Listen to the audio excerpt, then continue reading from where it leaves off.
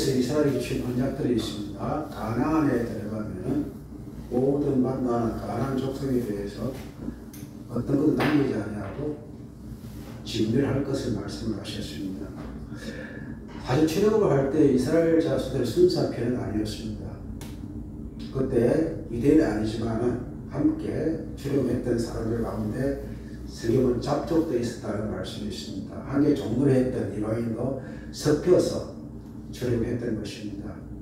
그런데 그 사람들은 광야 40년 동안 정리가 다 되어버립니다. 지금 가나안 땅에 들어온 사람들은 광야에 정리가 다 되고 지금 살아서 들어온 사람 여호수아와 갈렙뿐입니다. 지금은 순수한 이스라엘의 피를 가지고 있는 사람이라고 볼 수가 있습니다.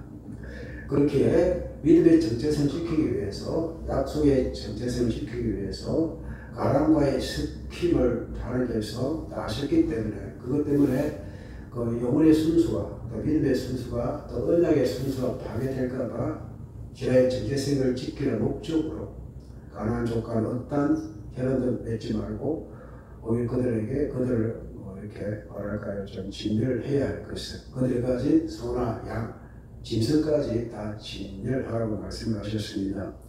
이것을 어긴 사람이 있어요. 누가 어겼습니까? 지난주 수요일날 유다 지파 사람 누구였죠? 아간입니다. 아간을 어겼기 때문에 이스라엘 사람들이 아이석의 전투에서 36명이 이제 죽임을 당하고 간담이 수많은 가운데 한번 전쟁에 패했던 기억이 있습니다. 그만큼 하나님과의 언약을 지키는 것은 중요하다는 것입니다. 그 언약 하나 어긴 그 욕심 때문에 이스라엘이 전쟁에서 패하게 되어지는 그런 일들이 발생했던 것입니다. 가는 곳마다 이스라엘은 승리했습니다. 어느 곳도 여호와 앞에 설 수 있는 사람이 없었습니다. 그렇기에 이제 기브아 사람들이 그 소식을 들었습니다. 들었을 때에 우리 민족이 살 길은, 우리나라가 살 길은 항복하는 방법이 있는데, 항복한다 하더라도 어떻게 해요? 진멸하는 것을 보았기 때문에 어떻게 하면 자기에게 살 수 있을까라는 묘안을 이제 낸 끝에 가나안 사람이 아닌 저 먼 데서 온 사람들이다라고 말을 하면서 이제 속여버립니다. 그 속임을 받아가지고 여호수아는 이스라엘 사람과 함께 거하게 하는 그런 이제 언약을 취하게 되는 것입니다. 우리 9장 1절부터 15절까지의 내용이 그 내용입니다. 간단하게 한번 조금 길지만은 한번 읽어볼까요? 1절 읽어봅니다. 1, 2절 읽어보십시오. 이후에 여다섯 산지와 변제를 레바논 앞에 연안에 있는 헷 사람과 아모리 사람과 가나안 사람과 그리스 사람, 히위 사람과 여부스 사람의 모든 왕들이 이 일을 듣고 모여서 일심으로 여호수아와 이스라엘 밭에서 싸우려 하라. 3절, 3절에서 읽어보겠습니다. 기본 주민들이 여호수아가 여리고와 아이의 행한 일을 듣고 깨를 내어 사신의 모양을 꾸미되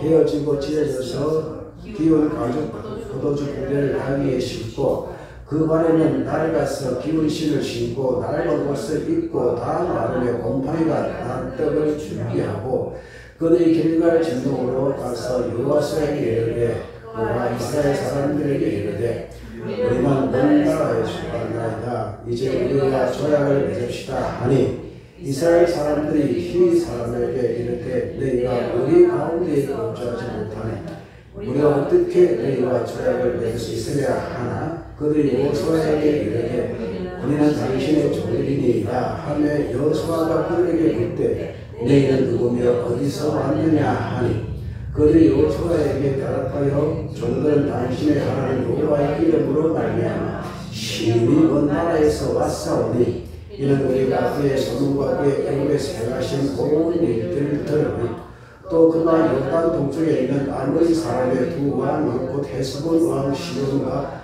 아스타롯에 있는 바산 왕 옥에게 행하신 모든 일을 들었으니이다. 그러므로 우리 장로들과 우리나라의 모든 주민이 우리에게 말하기를 너희는 내가 양식을 손에 가지고 그들을 만나서 너에게 이르기를 우리는 당신들의 종들이니 이제 우리와 조약을 맺읍시다 하라 하였나이다. 우리가 우리가 당신들에게로 보내고 떠나는 날에 우리들이 집에서 아직도 뜨거운 것을 양식으로 가지고 왔으나 보소서 이제 말랐고 곰팡이가 났으니 또 우리가 포도주를 담은 이 가족들에도 새 것이었으나 찌질기에 되었으며 우리의 이웃의 날과 전날이라 한지라 우리가 그의 양식을 취하고는 어떻게 할지를 여호와께 묻지 아니하고 여호수아가 곧 그들과 하친하여 그들을 살리는 조약을 맺고 회중 족장들이 그들에게 맹세하더라. 여기서 가장 중심의 내용은 무엇일까요? 자, 15절 읽어봅니다. 14절 우리가 그들의 양식을 취하고 어떻게 할지를 여호와께 묻지 아니하고 라는 말씀이 있습니다. 기브아 사람들이 죄로웠습니다. 살기 위해서 그 선택을 했어야 했습니다. 소식 들어보니까 이스라엘과 붙어서 이긴 족속도 없고 이긴 나라가 없습니다. 또 바사랑과 헤스본과 바산 옥에게 해간 이들을 보면 이제 그 아킬레스 건이 잘려지는 그런 이제 징후를 받았습니다. 그 이스라엘과 싸워서 이길 수 없다는 것, 또 애굽에서 일어났던 모든 일들을 바로는 말이 천리가듯이 다 듣고 있었습니다. 그렇게 마스바가는 다 죽겠고 또 이 가까운 데에 있었기 때문에 도망하더라도 다 죽을 수밖에 없는 한 민족이 진멸해버리는 이런 일들이 발생했기 때문에 살 길을 찾아서 했던 일이 무엇입니까? 옷은 헤어진 옷으로, 가죽불에도 헤어진 것으로, 그동안 이제 뭉쳐두었던 그 안에 간직했던 모든 것을 다 이제 옛날 것으로 만들어가지고 어떻게 뭐 톱을 갈았든지 했던 것 같아요. 또 빵도요, 어떻게 해요? 곰팡이 세게 만드는. 많은 시간에 곰팡이 세게 하는 방법이 있을까 모르겠는데, 사막 지대는 건조하기 때문에 곰팡이를 안 쓰는데, 아마 굉장히 지혜롭지 않은 나로 판단이 되었습니다. 그래서 여호수아 앞에 와서 또 마치 먼 나라에 왔는데, 이미 여호와 하나님에 대해서 이제 정보를 알고서는 우리가 당신들의 종이 되기를 원합니다. 우리 약속합시다. 언약을 맺읍시다. 우리가 죄악을 맺읍시다. 라고 말을 합니다. 이 말을 들었을 때에 우리 14절 말씀을 보니까 하나님 물어야 되는데 묻지 않았다는 겁니다. 어찌 보면 불쌍히 여길 마음이 있었겠지만 자기들이 왕이 되었으니까 지리자가 되었으니까 이 정도는 우리가 판단은 된다는 그런 생각을 했던 것으로 보입니다. 어찌 보면은 교만입니다. 자, 아이 세계에서 왜 패했나요? 이 욕심보다, 아가리 욕심보다는 그것 역시 우리가 이제 우리가 여리고도 우리가 물리쳤는데 아이 조그만 이 성 우리가 3,000번 올려보내면 되지 않겠습니까? 그것도 정탐을 보내 정탐군의 그 말을 듣고 여호수아가 올라가라 했거든요. 그러니까 한 번도 기도하지 않았다는 것입니다. 올라갈 때마다 기도해야 되는데 크든 적든 중요하든 덜 중요하든 하나님의 약속에 사는 사람이라면 아무 사소한 것이라도 기도 결정해야 되는데 기도하지 않아서 일어났던 일들 발생했던 것입니다. 지금도 마찬가지입니다. 한국에 오니까 또 인간의 측면에서 억울함도 있고 하니까 또 자신들의 업적을 인정을 하고 자기를 믿는 하나님을 인정하니까 이 정도는 우리가 용서해야 되지 않겠으나 이 정도 우리가 받아들이지 않겠습니까? 라는 그런 생각을 했던 것으로 보입니다. 그래서 15절 여호수아가 곧 그들과 화친하여 그들을 살리라는 죄악을 맺고 회중 족장들이 그들에게 맹세했다. 한번 맹세한 것은 끝까지 지켜야 됩니다. 여호수아와 모세의 차이점이 무엇인가요? 모세는 기도의 사람이었고 여호수아는 잘게 순간순간 기도를 빼먹는 사람이었구나라는 것을 볼 수가 있습니다. 그 16절 죄악을 맺은 후에 며칠 만에 3일 만에 들켜버립니다. 언약에 따르면 이들은 어떻게 해야 됩니까? 죽여야 됩니다. 진멸시켜야 됩니다. 그러나 회중 족장들이 이스라엘 하나님 여호와로 그들에게 맹세했기 때문에 어떻게 해요? 죽일 수가 없습니다. 하나님 그 맹세는 지켜야 될 문제이기 때문에 하나님의 언약이 중요하냐 자기의 맹세가 중요하냐 이런 기로에 섰던 것입니다. 여러분 어떻습니까? 이걸 생각할 때 하나님의 약속이 중요합니까? 우리가 사람이 한 약속이 또 중요합니까? 이렇게 따져버리면 주님의 약속이 중요하다 말씀을 하시겠죠. 그러나 우리가 사람이 한 약속도 중요합니다. 이게 우리가 이렇게 말씀드릴 수가 있는데, 자, 우리가 어렵다라는 말은 믿음으로 말미암아 어렵겠지만 우리의 인격적인 삶의 어려움은 신실함이 있습니다. 내가 한 말에 대해서는 책임을 지는 것을 말합니다. 그렇게 하나의 약속에 대한 신실함은 우리의 약속을 어떻게 지키냐 하는 태도에 달려있다는 것입니다. 난 항상 약속했더라도 그 약속은 지켜야 되는 것입니다. 하나님이 우리에게 맺은 언약을 끝까지 지켜주셨듯이 우리도 사람에게 맺은 언약만큼은 끝까지 지켜야 돼. 어떻게 해요? 이 법이 따라야 한다는 것입니다. 그래서 고민을 합니다. 어떻게 하면 좋을까? 하나님의 언약에 따라 지켜야 되는데 이미 우리가 맹세한 대기 우리가 15절 말씀 보니까 그들이 맹세하였더라는 말씀이 있습니다. 맹세이기 때문에 진퇴양난 겪고 있어 어떻게 하는 게 맞는지 20절 말씀을 보시면 19절 모든 족장이 온 세족에 이르되 우리가 이스라엘의 하나님 여호와로 그들에게 맹세하여서 이제 그들을 건드리지 못하리라. 20절 부분입니다. 우리가 그들에게 맹세한 맹령으로 말미암아 진노가 우리에게 임할까 하노니 이렇게 행하여 그들을 살리리라 하고. 자, 이렇게 밑에 이런 말씀입니다. 그들을 뭘 삼는 겁니까? 종으로 삼는 것입니다.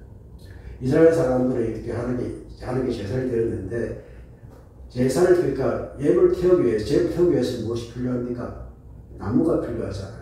그러니까 하나님께 제사 지낼 때 예배 드릴 때 필요한 제물을 태울 때 필요한 나무를 이제 폐게 만드는 그런 일들을 말하는데 자 보겠습니다. 21절 문에게 이르되 그를 살리라 하니 족장들이 그들에게 이른 대로 그들의 온 회중을 위하여 나무를 베며 물을 깃는 자가 되었더라. 이것으로 통치자가 아니라 이것으로 그들이 속인 어떤 그의 대가를 치르게 하자라는 무작정 용서가 있습니까? 없습니까? 없습니다. 용서는 분명히 대가가 따릅니다. 하나님께서 다윗을 용서하기 위해서 4배의 엄청난 대가를 치르게 하셨습니다. 또한 우리의 용서를 우리의 재용서하기 위해서 주님의 십자가에 못 박혀 죽으셨습니다. 그만큼 죄에 대한 용서의 대가는 희생이 분명히 따라야 됩니다. 이스라엘 사람들이 하나님 예배할 때에 회개로 나아가든지 감사로 나아가든지 하나님의 은혜에 대하여 제사를 드렸습니다. 그게 분명히 예물을 가지고 제물을 가지고 주님과의 관계를 회복하는 그것들이 모든 예배 이스라엘의 7대 제사 가운데 있었던 그와 같은 내용이 되는 것입니다. 다시 한번 주시를 합니다. 여호수아가 그들을 불러다가 말하여 이르되 너희가 우리 가운데에서 거주하면서 어찌하여 심히 먼 곳에서 왔다고 우리를 속였느냐. 그러니 이렇게 말합니다. 너희가 저주를 받나니 때를 이어 종이 되어 다 하나님의 집을 위하여 나무를 베며 물을 깃는 자가 되리라 하느니. 자, 족장들이 아무리 말을 해도 결국 누가 이거 선포해야 됩니까? 그 대표자가 누구죠? 여호수아잖아요. 우리가 아무리 이야기해도 결국 왕이 결정해야 될 문제이기 때문에 회중들이 이렇게 하면 좋지 않겠습니까? 말을 했을 때 여호수아가 받아들이고 그의 죄에 대해서 정확하게 확인을 하고 속인 대가가 바로 이것이다 라고 말을 하면서 이제 나무를 하나님의 집을 위하여 나무를 베며 물을 깃는 자가 되리라 하니 또 이 사람들 각하고 들어왔습니다. 이미 우리는 당시의 종들입니다라고 미리 이야기했듯이 이제 들킬 것을 미리 예배했던 것 같아요. 표시는 안 하는데. 그러나 이렇게 말합니다. 24절 읽어보겠습니다. 그들 여호수아에게 대답하여 이르되 당신의 하나님 여호와께서 그조 모세에게 명령하사 이 땅을 다 당신들에게 주고 이 땅의 모든 주민을 당신들 앞에 내라라 하신 것을 당신의 종들에게 분명히 들리므로 당신들을 말미암아 우리의 목숨 잃을까 심히 두려워하여 이같이 했습니다. 한마디로 말하여 살기 위한 우리의 선택이었습니다 라는 말이고, 또 25절 읽어봅니다. 보소서 이제 우리가 당신의 손에 있으니 당신의 의향에 좋은 대로 즉 옳은 대로 우리에게 행하소서 한지라. 받아들이겠다는 것입니다. 무엇이 중요합니까? 목숨이 중요하다는 것입니다. 평생 물 깊고 나무하고 이보다 더 중요한 것은 목숨이기 때문에 이렇게 하겠다는 말을 합니다. 여호수아가 곧 그대로 그들에게 행하여 그들의 이스라엘 자손의 손에서 건져서 죽이지 못하게 하니라. 결국은 누가 하셨습니까?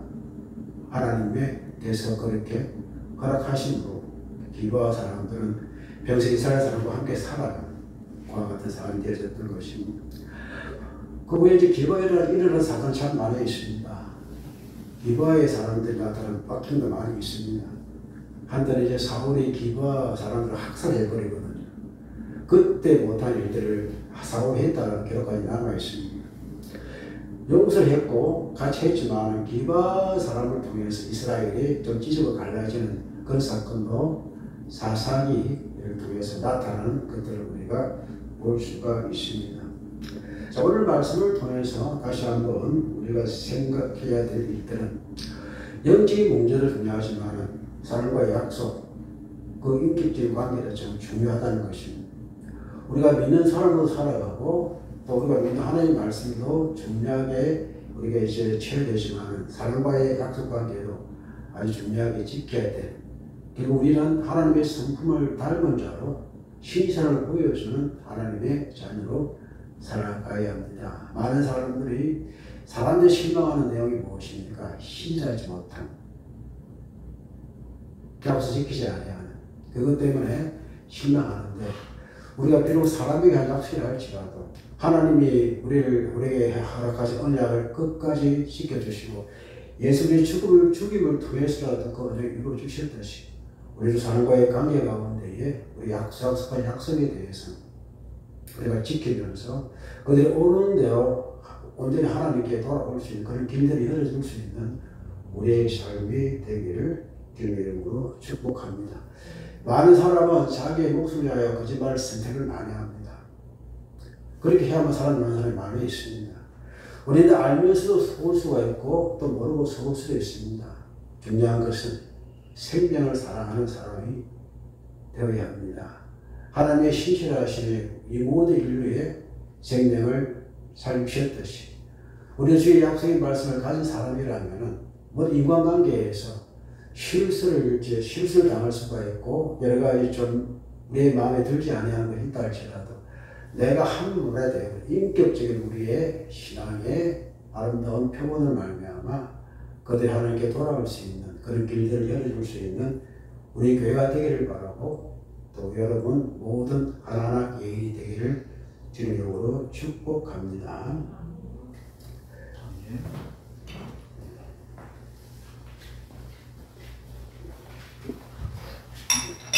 480절입니다.